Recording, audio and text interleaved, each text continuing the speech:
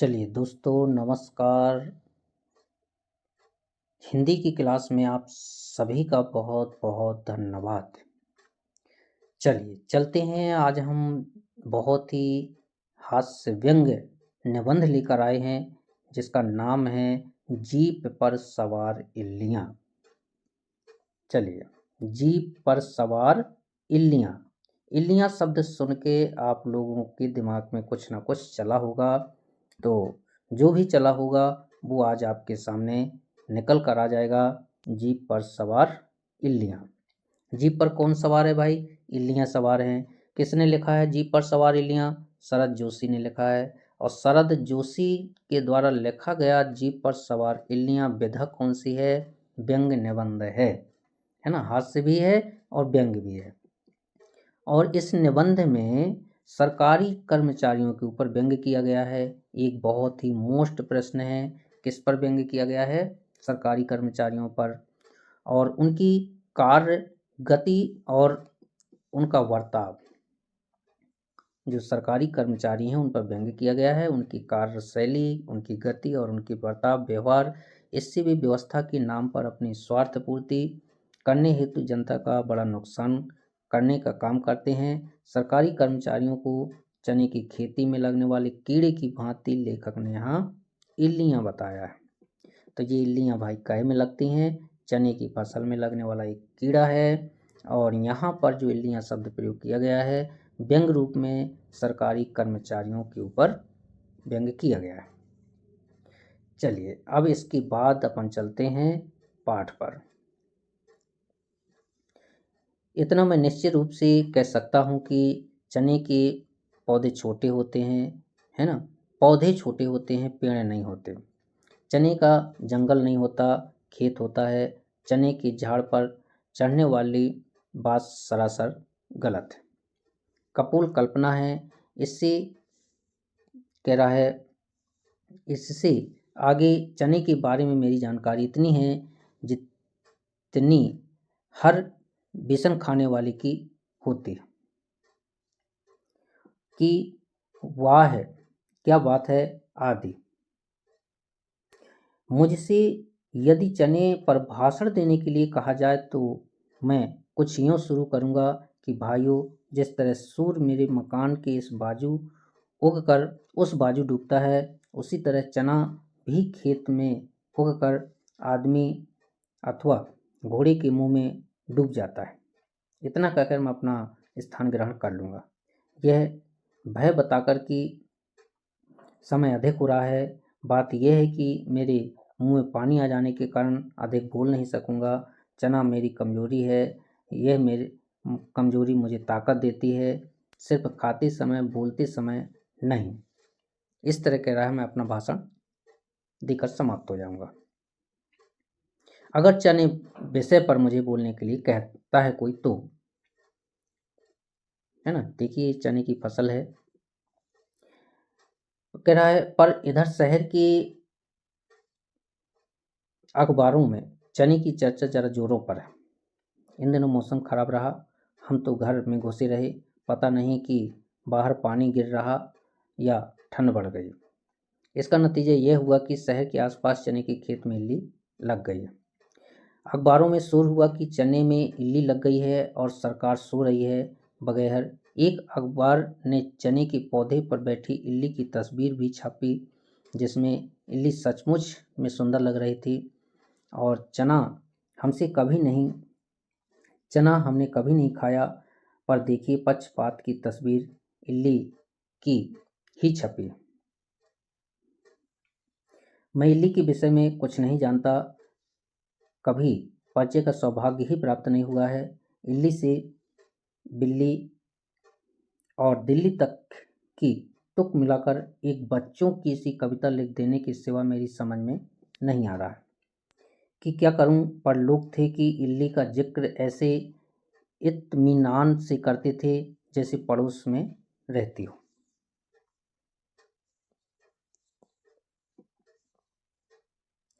मेरे एक मित्र ज्ञानी हैं, यानी पुरानी पोथियां पढ़े हुए हैं, है ना। पुरानी पोथियां पढ़ना मतलब ज्ञानी होना। मित्रों में एक आध मित्र बुद्धिमान भी होना चाहिए। इस नियम को मानकर मैं उनसे मित्रता बनाए हुए हूँ। एक बार विद्वता की झांक में उन्होंने बताया था, एक नाम इला कह रहे थे कि अन्न की अधिष्ठात्री देवी इला यानी पृथ्वी। मुझे बात याद रह गई। जब इल्ली लगने की खबर चली तो मैं सोचने लगा, इला या इल्ली से क्या संबंध है। इला अन्न की अधिष्ठात्री देवी और इल्ली अन्न की नष्टात्री देवी। धन्य है ये इल्लियाँ इसी इला की पुत्रियाँ हैं। तो जीप पर सवार इल्लियाँ जो हैं वो किसकी पुत्रियाँ बताई गई हैं? इला की। जो इल्लियाँ हैं वो इला की पुत्रियाँ बताई गई हैं और इला अन्न की अधिष्ठात्री देवी है। तो जो इल्लियाँ हैं वो अन्न की नष्टार्थी देवी है ना, अन्न को नष्ट करने वाले।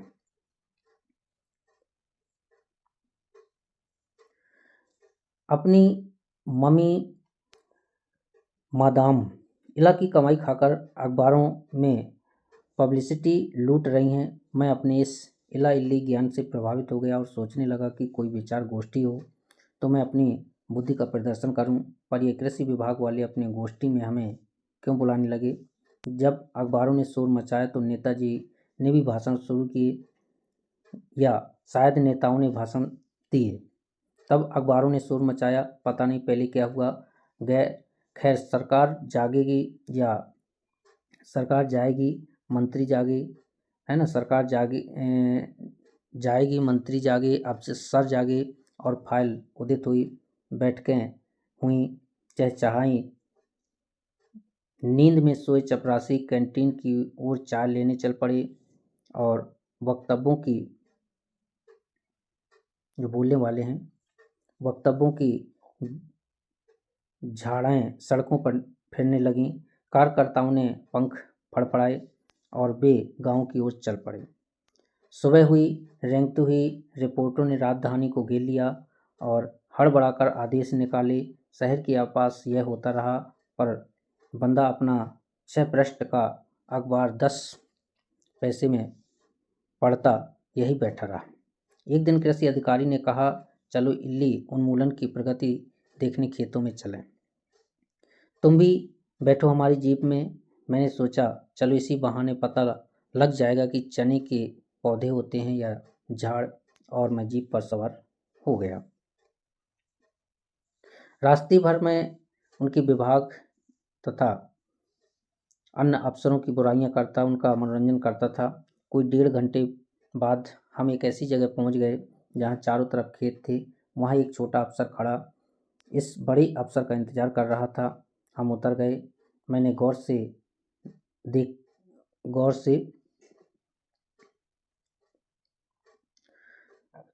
खादो चने के पौधे होते हैं। गौर से देखा कि चने के क्या होते हैं, पौधे होते हैं, खेत होते हैं। हम पैदल चलने लगे, चारों ओर खेत थे। मैंने एक किसान से पूछा, तुम खेतों को खोदते हो तो क्या निकलता है? वह समझ नहीं पाया, फिर बोला, मिट्टी निकलती है। इसका मतलब प्राचीन काल में भी यहाँ खेत ही थे। मैंने कहा, मेरी जरा इतिहास में रुचि है, खुदाई करने से इतिहास का पता लगता है। अगर खुदाई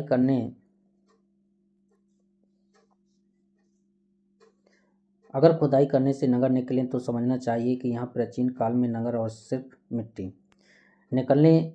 निकले तो समझना चाहिए कि खेत थे। आगे आगे बड़ा अफसर छोटे अफसर से बात करता जा रहा था। इस खेत में तो इल्लियाँ नहीं है? बड़े अफसर ने पूछा। जी नहीं, छोटा अफसर बोला। कुछ तो नजर आ रही हैं? जी हाँ, कुछ तो हैं।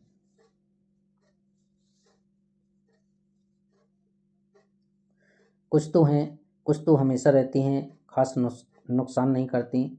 फिर भी खतरा है, फिर भी बढ़ सकती हैं। जी हाँ, बढ़ सकती हैं। सुना है सारा खेत साफ कर देती हैं। बिल्कुल साफ कर देती हैं।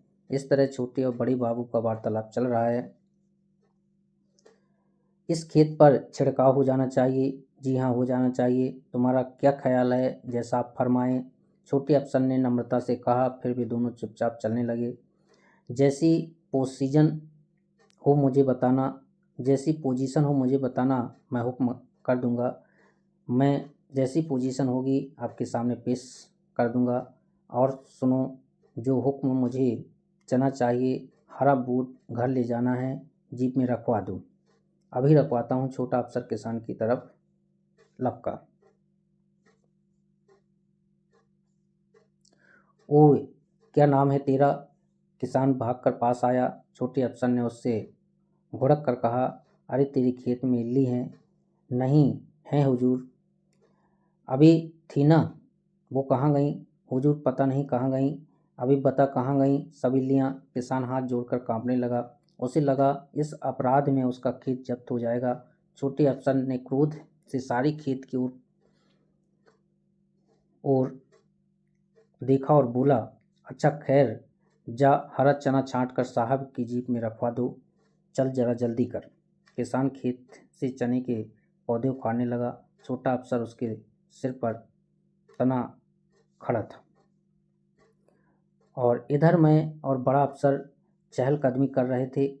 वह बोला, मुझे खेतों में अच्छा लगता है, यहाँ सचमुच जीवन है, शांति है, सुख है। वह जाने क्या क्या बोलने लगा। उसने मुझे मैथिली शरणगुप्त की ग्राम जीवन पर लिखी कविता सुनाई, जो उसने कभी 8वीं कक्षा में रटी थी।